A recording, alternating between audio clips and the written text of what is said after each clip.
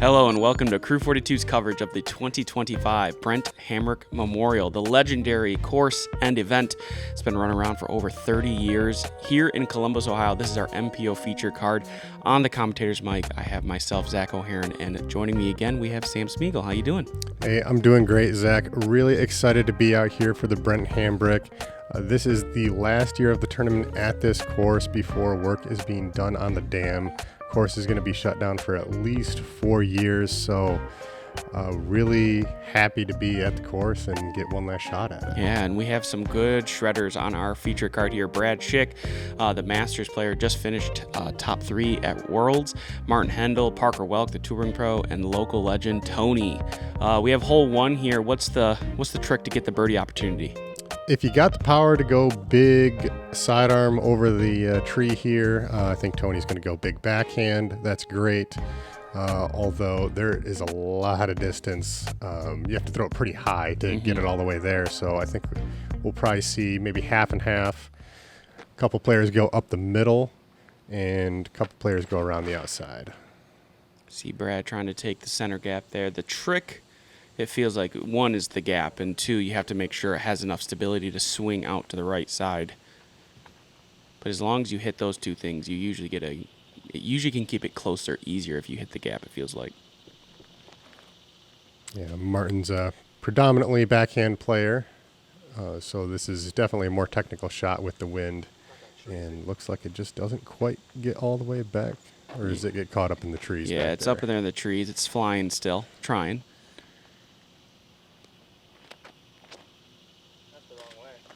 Parker trying to go in that inside gap too. Gonna get caught up early.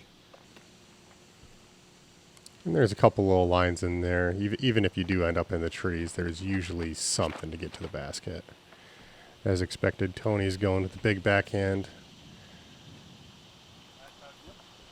Yeah, that's a great shot. You really need over 400 feet of power to take that line. That's why you don't typically see a lot of forehands go the big route, but see Parker's in a bit of a precarious position and gets himself inside the circle. We're going to be able to see quite the versatility in game styles. As you mentioned, Martin's a predominantly backhand player. Parker's a very confident forehand player. Brad Schick is forehand player as well. And then we have the lefty with Tony. And this course favors the forehand/lefty. Would you agree? Yeah, especially on the front 9. On the back, when we get into the woods, it's a bit more of a mix. But the front 9 especially, we've got some wind. Wind's up all weekend here. And the OB definitely comes into play. So having a good forehand, or for Tony, a strong lefty backhand is a big advantage. Tony starts off with a birdie. Great start for his tournament. Parker cleans up his par.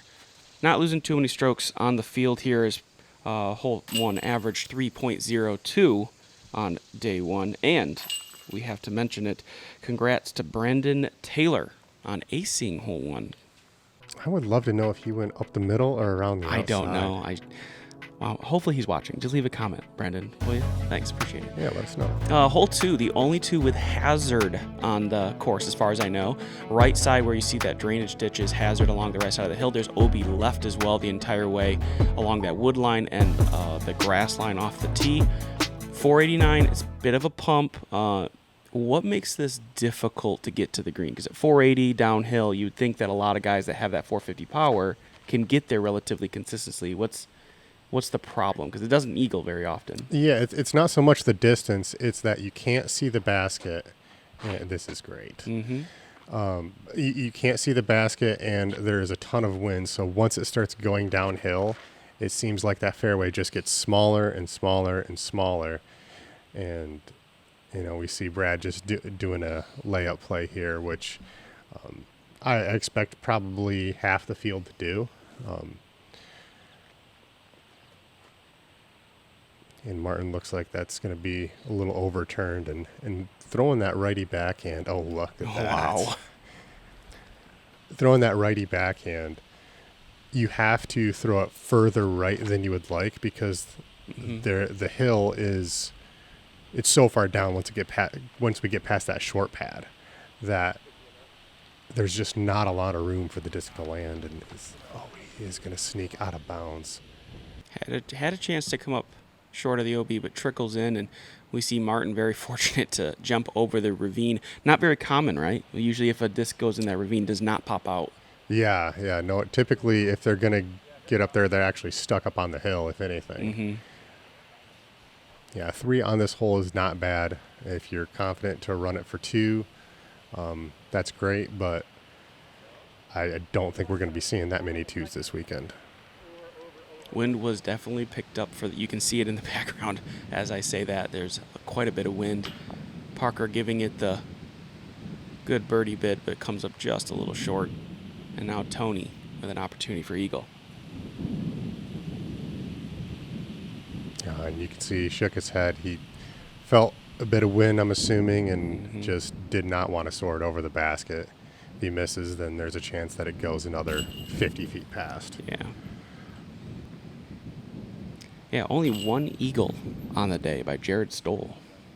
Yeah, and I actually got to see that. It was basically a line drive along the that little drainage ditch on the right, and just 15 feet, popped it in. Wow. It was great.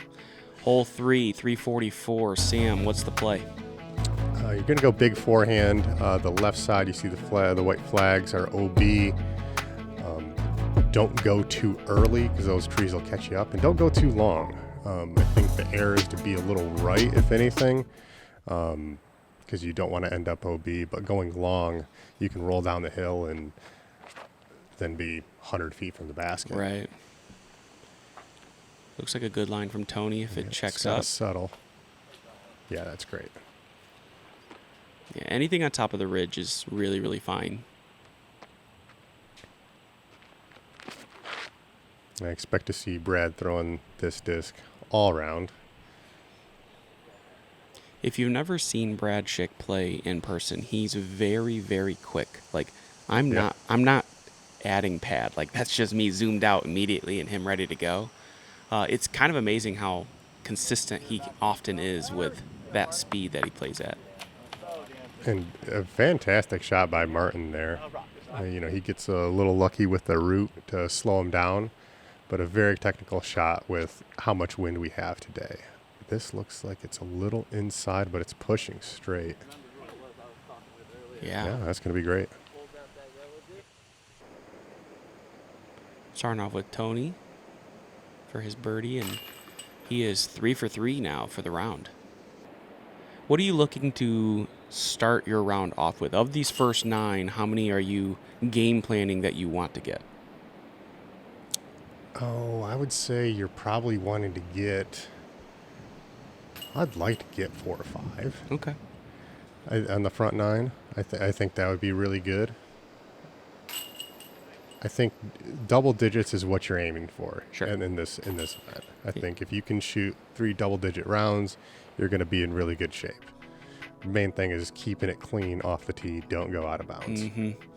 Yeah, historically, 30 down has been the winning score, or right around that. The 10-10-10 tends to be the winning number, so it's a great goal to set if you can get there. Hole 4, 347, not much longer, but in a farther right position, precarious hill.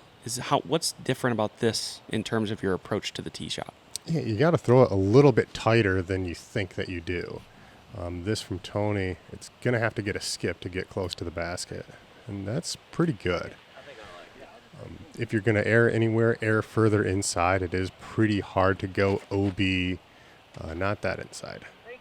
That's a good kick, because everything in that tree line is really, really bad. Yeah, the OB to the right of the basket is pretty hard to get to, and so really just want to keep as tight to those trees as you can. Sit down. Wow, Okay. Almost dunking it.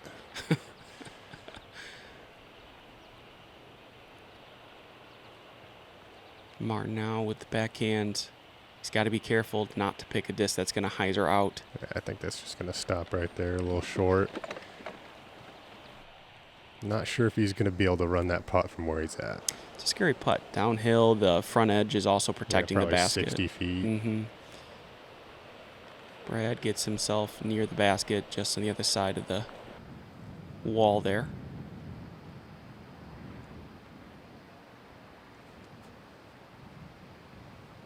Yep. And so what? And I think that's a good layup there, laying up to that upper tier there, because you can see that, and he's 10 feet from the basket. If you go to that lower tier, there's some rocks and stumps and stuff that can get you to roll. I like the knee putt too. Like wherever Martin's Yeah. at, you get to take a knee. You're going to be almost level with the basket. It just makes it a little easier too. Oh, Brad. Parker and Brad both hitting high on that uphill putt. Pushes out on both of them. It's going to be a bogey for Brad there. And Oh, no. We're seeing some putting struggles early from our card. I wonder how much wind got him there. Yeah, I think so. I mean, this spot especially, there's a lot of wind. There's the field to the right of the basket is pretty open, so it's definitely out there, but 15, 20-foot putt, you've got to make that. Hole 5 now, 321. I think this is the easiest hole in the course. Tell me if I'm wrong or not. What's the play? Hyzer. Okay. pretty much stock hyzer and get yourself close to the basket so you don't have to make a 30-footer on an elevated basket. We see Tony going forehand here. Is the spike hyzer available on the lefty? Like lefty backhand? Yeah, it's a big shot. Like if you have any bit of a serviceable forehand, it's a lot easier. You would have to throw such a big shot over the trees, and with the wind, it's just not smart. Parker getting a little ground action, but landing inside near bullseye's edge, which is nice to have on this basket since it is. Is this the only elevated, I think, on the course? I think so. Yeah. So. And this is pretty thick grass, so we're not getting a lot of skips out here. Pretty much where the disc lands, it's pretty much going to stay there. Looks like we're getting a right to left as well. So Brad was trying to ride the wind across the fairway here. Got caught up on the far right side of the fairway, but Martin gets a good carry into the bullseye's edge as well. Yeah, glad to see him get that one close after a short miss on the last hole. Just a touch short for Brad there. All right, birdie for Parker. I imagine the rest of these will be tap-ins. No problem for Tony. Looking at the stats right now, it does not average as the easiest hole, but the third easiest hole in the day. So I'm a little surprised by that, honestly. Yeah, the elevated basket got some people. Oh, because of hole 2. Hello. Yeah, 2 makes sense to be the easiest according to par. Yeah. Oh, it looks like we have a chain missing a ring there, but we're going to move on to hole 6, par 4, 675. Mando on the right side. What is the tee shot required to give yourself a birdie opportunity on one of the toughest holes on the course? Yeah, so we want to be going left of that Mando tree, pushing it to that road, likely with the forehand, leaving yourself about 300 and 350 feet to the green, and then kind of pick your poison. This is up on a elevated green, and it's really hard to land it close, so you really want to be throwing something slow into the green if you can. Can't tell how close that tee sign is to Tony's run up, but he's around the Mando. Is Parker going for the green? Well, Parker was on the green with his forehand disc and then said, the people on YouTube aren't here to watch me lay up. Wow. And so he chucks that one. That's awesome. Makes the second a little easier. It does. And Martin's going to follow him, imagine landing in the same spot. Yeah. I mean, maybe. This is great. Hyzering out a little earlier. Yeah, those rocks are not OB. It's the path that's OB, so you're safe over there. What's it like playing on those rocks? With your footing and... Very annoying. Yeah, okay. We did get casual relief from the rocks, so Okay. if you get caught in there, then you can take relief off of them. Brad hoping for that road skip, actually just gets popped up and it stays OB. And this is a long shot to the basket from here. Like it's long and it's tough to land it up there. like where Brad's landing, he's still circle 2, and that's Yeah. like And it's that's a almost tough worth, putt to run. yeah, it's almost worth just laying it up because, especially with wind. I like the lefty approach a little bit more. On the right side, the whole, was it 4's kind of tree cluster kind of gets in the way of you trying to push into the basket. The left side just has the telephone poles, and if you hit the wire, like that's just unlucky. But he leaves that one leaked a little too at the basket when he released it, so it gets off to the right, and Martin here needs to sit down. Yeah, and that is just a tough part of this green, especially when you're trying to throw it flat. If you miss that hill, it's gone. Oh no. Parker leaving that well After short. Throwing a 530-foot drive, you'd like to get your upshot a little bit closer. Brad just puts this one upside down, scoots it by the basket. Not even going to entertain it. And there's a bit of a chance of going back and forth here, right? If you just keep running it. Yeah, if you miss it, you're not going to go OB long. If it rolls, it's going to land in those rocks, and it's not going to get past those. But, and Tony decides not to run that one for that very reason. After how good of a round he's got to start, not a bad decision. Parker happy to make a good putt there to get a birdie. Probably more of a putt than what he wanted, but Yep. Scores the same, so he's going to be moving on with the very rare birdie on hole 6. Third hardest hole on the day. That's going to move us on to hole 7, another hole that's very gettable. 605 OB on the left side here on top of the ridge. What do you need to do off the tee to give yourself a chance? Yeah, you don't need much off of the tee, just something simple to get you in the middle of the fairway, and then leaving yourself probably with 300-foot upshot.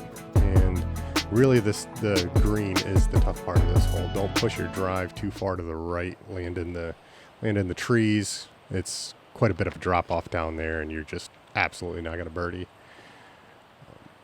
Anything around there is great. Would you rather have the forehand approach or the backhand approach into the green? It's personal preference. I Okay. mean, the green is the putting circle, so whatever is going to confidently get you in there.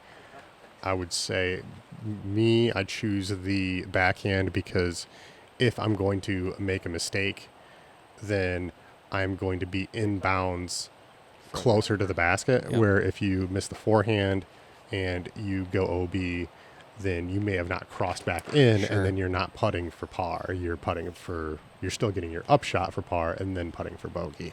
So, it's getting it inside 30 feet from where all these guys are at. Yeah. They should all be able to do it. So it's really whatever you're comfortable with. You see Brad's just chipping the forehand, not too hard of a shot. Yeah, and I like the design of this hole as well because, as you mentioned, the right side doesn't have the OB, but it does have the tree line. So if you leak a little right, you get caught up early. But the left side has pretty much nothing in the way, so you have all the airspace. But as you mentioned, you might have to only move 40 feet forward if you don't get back in bounds. So you have those two different decisions to make based on where you land, and I really like that kind of design aspect to this hole. This needs to sit down. Okay, inbounds.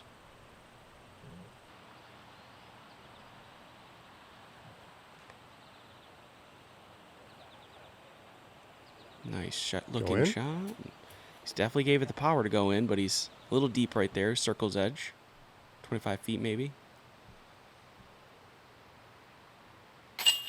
Very nice putt from Parker there. Yeah, good couple putts in a row there. Oh, is he trying to show off his Parker Welck truth? Oh. Telling you to get one today? Crazy. No, I think that's just how he holds it. Oh. You hold everything on display when he walks around? Tony doesn't quite get that one to catch, kind of skips off the top rim of the basket. Martin, though, taps in an easy birdie. Brad as well. Yeah, hole 7 played 3.75 on average, so quarter stroke under par. No eagles. Darn it. Yeah, it's a tough one to go for eagle. Yeah. Hole 8, 444. this caused a lot of trauma for people on the Oh course. yeah. There's a lot of OB on this. We're not inbounds until right now, and that's all the inbounds that you get. I think to go for the green, we've got a headwind today. You're going to have pretty close to 500 feet of power because you're going to want to keep it on hyzer pretty much the whole way. Parker's going to be going for the green, I imagine. Tony, I am not sure what he's going to do with the lefty shot, and this could go too far straight. Oh, stays inbounds. That's a good shot. Happy to be right there. Mm-hmm.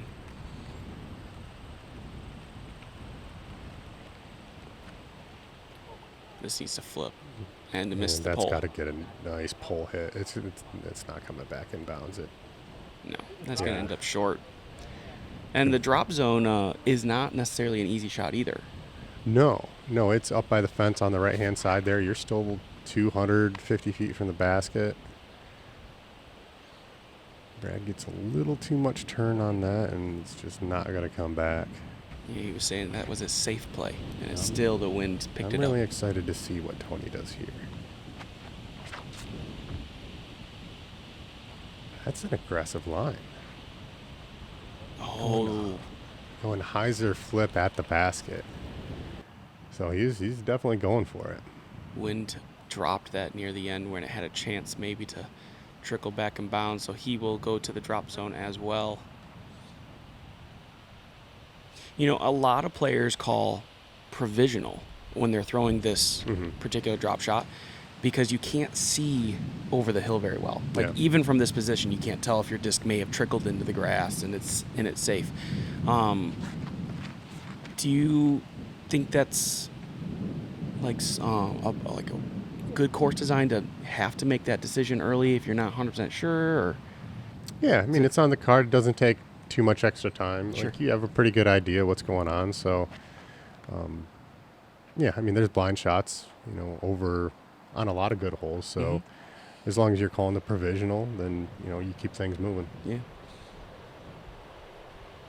Parker running knock it down. Oh. I thought he had that. Look good from range, just a little deep of the basket.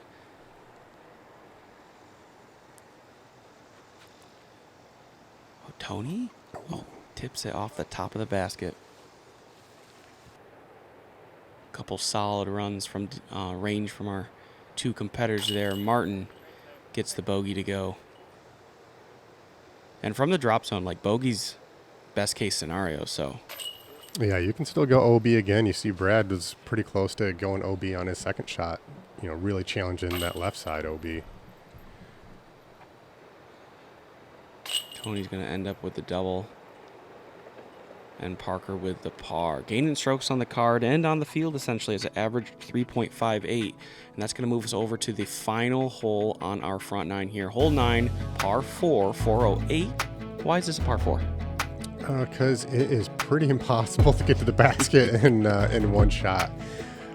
Most players are going to be throwing a backhand up the hill, just trying to get to the top of the hill and see the basket, and then chipping a forehand up to the basket. If you want to get hyper aggressive, you can go flex forehand. I think that's probably the only way to really get a putt on this. Sure.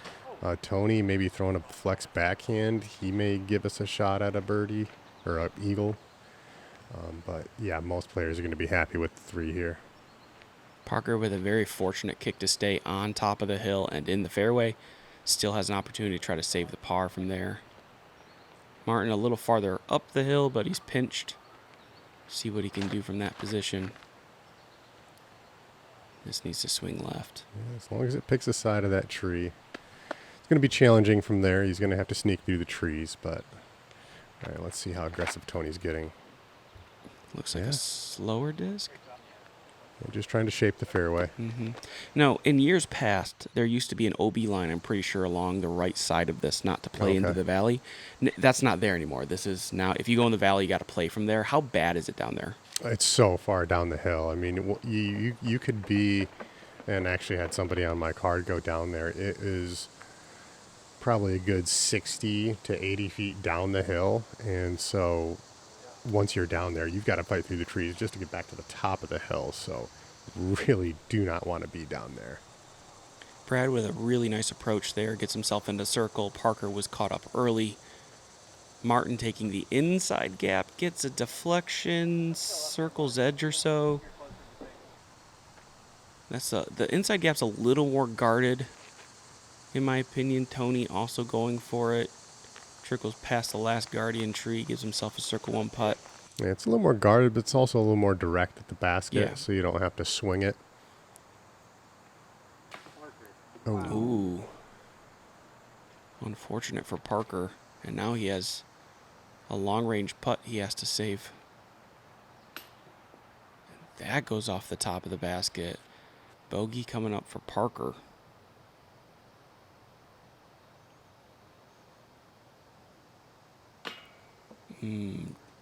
Couldn't sneak that one in for Martin.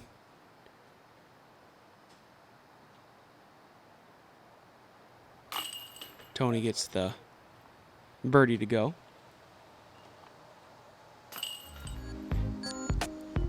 A nice birdie from Brad, and that is going to wrap up the front 9. Yeah. Not too far off the pace for Tony and Parker. They've sitting at 4 and 3 down right now.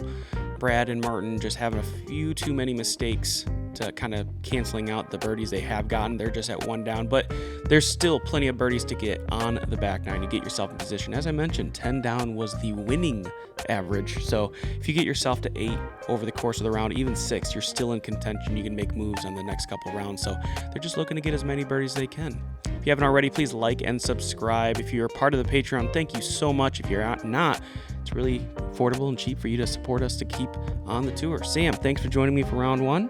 And we're going to see you guys on the back 9 in just a minute.